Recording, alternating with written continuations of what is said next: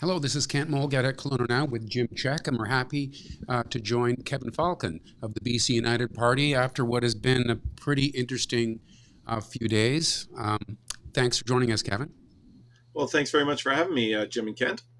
So, on Friday, you kind of put your cards on the table and let British Columbians know about what had been going on as you and the BC United Party attempted to stitch some sort of an agreement together with the upstart conservatives in BC, and how that seems to have failed. Um, is is it mission accomplished in what you wanted to get done on Friday before moving forward, or is this blowing up in your face? How do you take it?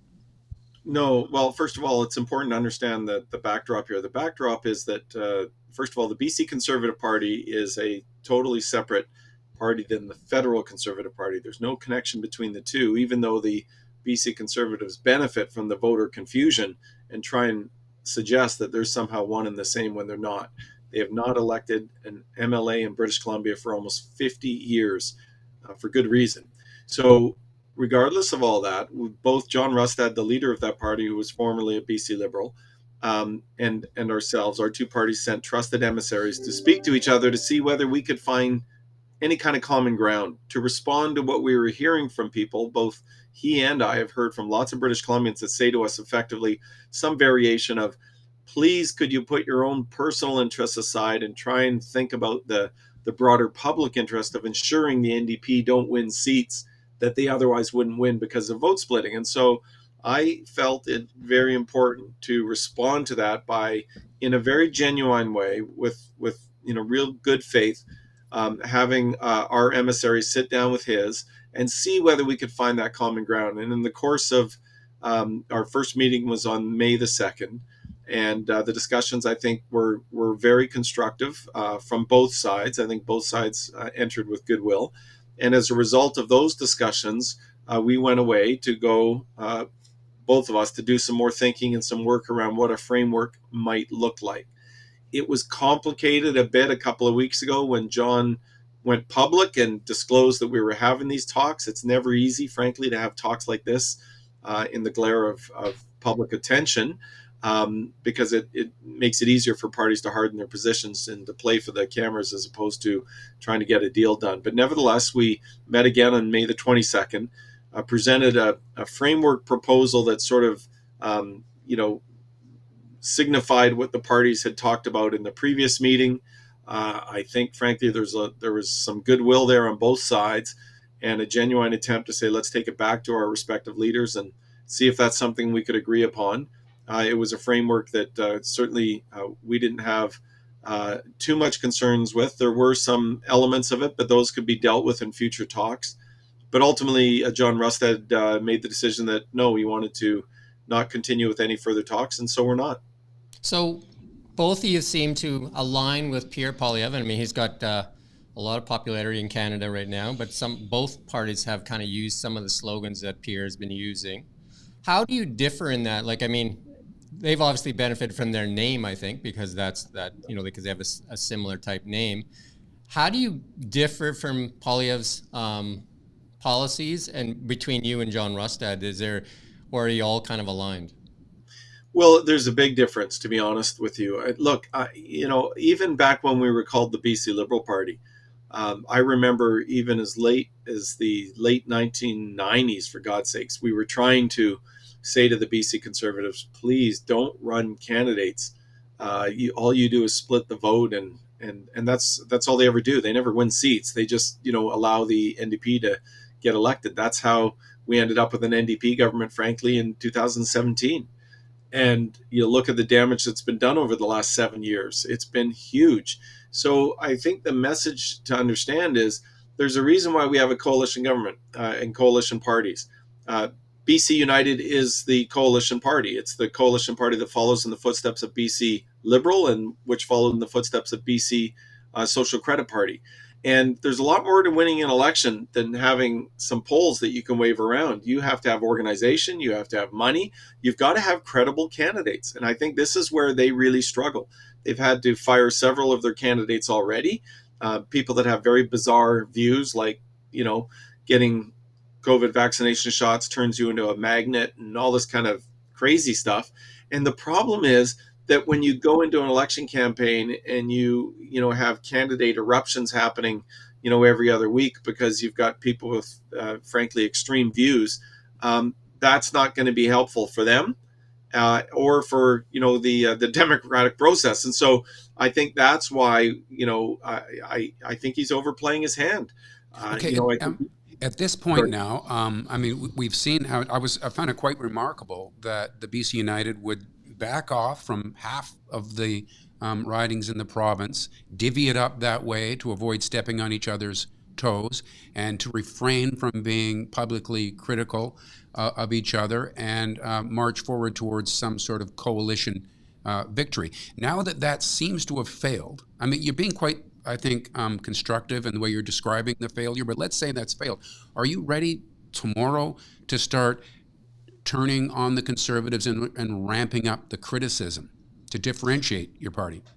Oh yeah, for sure. I mean, we're gonna certainly point out that they're a small provincial party that has never elected an MLA in almost 50 years. I think it's important for the public to know. It's important that the public know that they're not connected to the federal party, and it's important for the public to know that they've got some very problematic candidates, quite frankly. And of course, we'll point that out because we are very, very careful in attracting high quality candidates. We vet them carefully. They all have to get everything from criminal record checks to full social media vetting, et cetera, because we want to make sure we're putting forward really credible people. That's why in Kelowna, we've got candidates like Dr. Michael Humer, the former head of surgery. We've got people like Stephen Johnston, a very well-regarded counselor over in the west side, Kelowna. And that's why we've got Pavneet Singh, who came here started out as a dishwasher and turned that into 17 restaurants that he owns. Those are the kind of quality people you're going to need to not just win an election, but also to form government and be able to make things happen. I think that's where they're going to struggle, quite frankly. Okay, you mentioned what you got in Kelowna. What you have is no incumbents right now. It's pretty remarkable that you've got Ben Stewart stepping aside. Norm Letnick has made it clear for some time that he wouldn't be around for the next election. And now Renee Merrifield has made her intentions to step out of politics clear. And suddenly you have zero incumbents. So that's a bit of a challenge. Yeah, and it's always hard to lose good people, especially with the skill set that they bring. But I do understand that Renee Merrifield's the latest example. Like, she is an outstanding MLA, and she's also an outstanding entrepreneur and mother. And here she is, imagine juggling all of those responsibilities: her kids, her business, which Troika Developments is a pretty significant business in itself, and she's being not only an opposition MLA but also the party whip. Which she's performed remarkably. But all of that is really, really challenging, especially when you've got an economic climate after 7 years of NDP government that make it really, really difficult for business, especially in the real estate business. It's tough to function here right now with this government, with high interest rates, high taxes, uncertain economic environment, and all kinds of uncertainty created by all the red tape they love to impose. And so losing her is really tough, I'll be honest with you. And so is losing Ben and Norm too. But at the end of the day, renewal of a party is also important. When I became leader, I said one of the things I would focus on is renewing the party and bringing in new young blood like Stephen Johnston, for example, and diversity like Pavneet, who's also a great entrepreneur. And people like Dr. Humer, who are running not because they want the job. I mean, my God, it's a big step down for him, but it's because he's so concerned about the healthcare system. So that's part of what a party rejuvenation looks like. How do you combat the popularity of peers, Conservatives, and then John kind of like getting some of that benefit? How do you get that message out that that's not what it is? And then John Rustad has used those two words as a big divider and say those are no-go words for him. He says you said those two words to him. Is that what happened, or? No, well, it's not, and this is very frustrating. I mean, just look at that. Really, the statement they put out. The statement itself tells you how not ready they are for prime time. I mean, who puts out a statement like that suggests that I told him to F off? And yeah, it seems like even if that did happen, that's something you kind of keep between yourselves, kind of thing too, right? Well, Instead of that's right. And I've never sent John an email or a text message saying that. So. I don't know why he feels the need, but just the immaturity to put words like that in a public statement like that says something about them already. And this probably indicates why they attract the kind of candidates they do that are, frankly, it's a clown car of candidates that, aren't ready to govern. And this is a really serious election. I can't underscore that. We need serious people. I just have one last question on Pierre. And I don't know if he will or won't, will he commit to one of the parties, or is he staying out of it? No, look, it's been a long tradition for the federal parties to stay out of provincial, even when Stephen Harper was there. And that's always been the case because we are a coalition. We have people that support us that, like, I've been a long time federal conservative myself, right? So, but I also recognize that we have people that might vote Liberal or they're disaffected NDPers or what have you, that also want to have a home when the next election rolls around. And remember, 5 months is a lifetime in politics. I'll tell you, by the time that election rolls around and the campaign gun goes off for a 28-day campaign, I think it could be a very different landscape. This is British Columbia, after all. I want to remind people, things can change quickly here in 5 minutes, much less. I do have one last question on this. I just want to know if he seems to have thrown the gauntlet down and said there's no negotiation going forward. Is it the door still open for Kevin Falcon and the BC United? Well, no, it can't be. I mean, only because he's the one that said no, and he said he's not going to counter. So, we made a genuine effort. I can look at our supporters and all the people that approach me and say we made a genuine effort with good faith to try and find common ground. I think, frankly, between the two parties we did. He rejected it. That's his right to do so.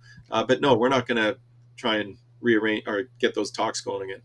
That is a pretty big pivot to make. A party that you seemed willing even a week ago to form an alliance with, and now publicly calling them a clown car. So that that is that's a big step.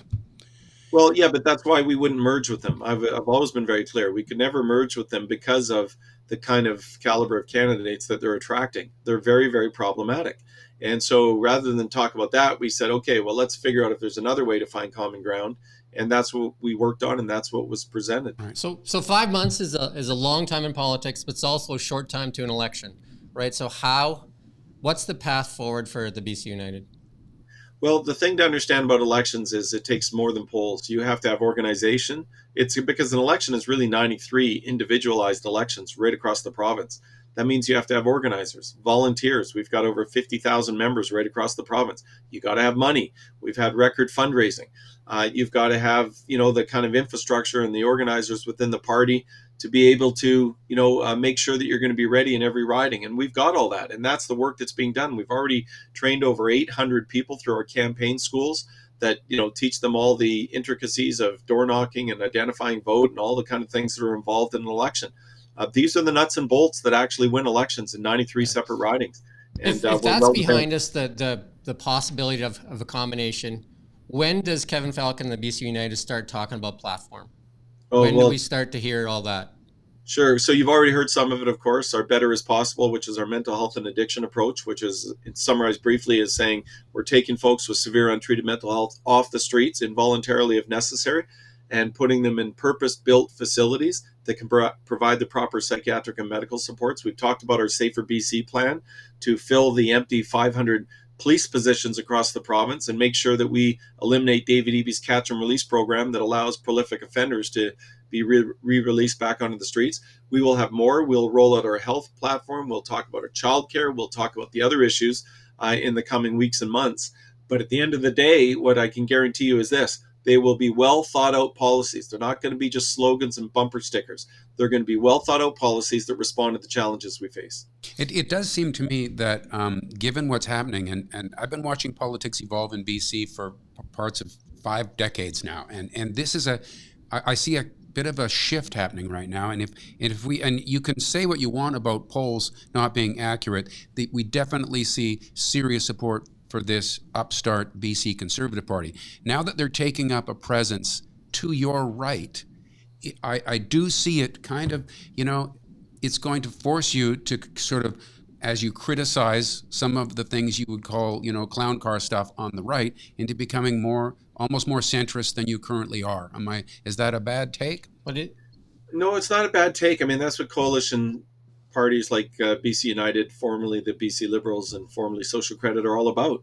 They're not about extremes. We got extreme left, now we have extreme right. I think this province historically has not been a province of extremes. They're mainstream.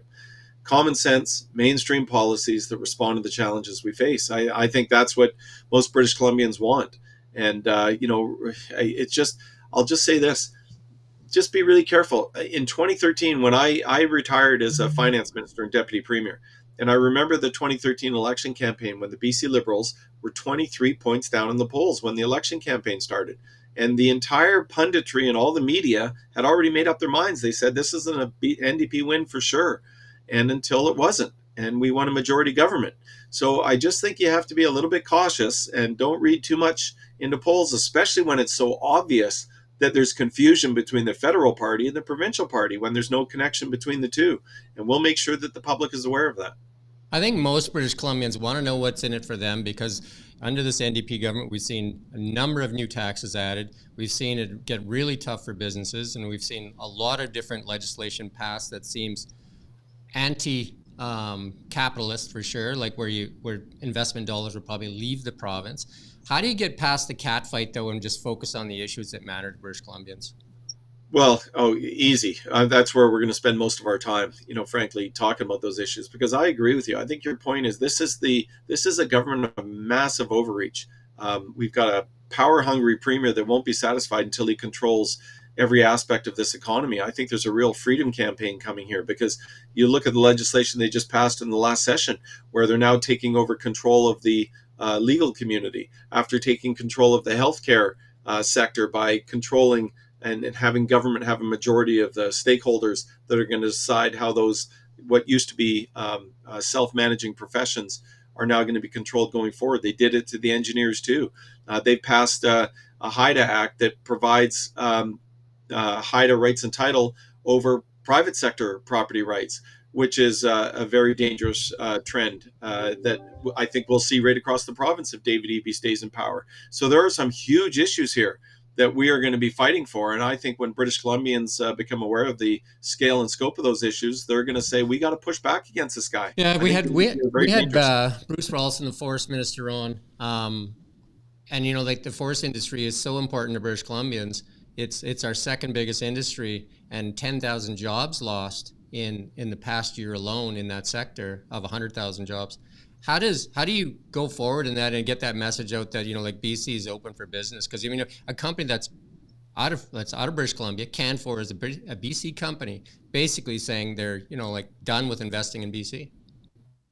Yeah, and then not only that, quite extraordinarily, they issued a release saying, and they're done not because of global prices or anything, but because of the economic uncertainty created by this government. They created a huge amount of uncertainty in the forestry sector, so that all the new investment out of the forest companies are all happening down south or east in Alberta and Ontario, and it's not happening in BC. And it's because we have a government that has made it so risky to invest capital in BC that they're afraid to now. They can't get access to timber. The government keeps moving the goalposts around in terms of what's available and what isn't. They keep adding more red tape, more regulation, more uncertainty. And because of that, the forest industry is voting with their dollars and their feet, and it's not in BC. So we have to get back to having stability again, where we can encourage investment to come back into BC. And the only way you do that is by making sure that they understand, the sort of the, I call it, when you think of a children's playground and they got the little sand pit that they play in, let them know what the rules are in the sand pit before they jump in. But don't let them jump in and then start moving the goalposts all around, because you won't get investment that way. Okay, so poll after poll after poll has the Conservative, the Conservatives Party in BC racking up the numbers. You can't ignore that many polls, and obviously you're not.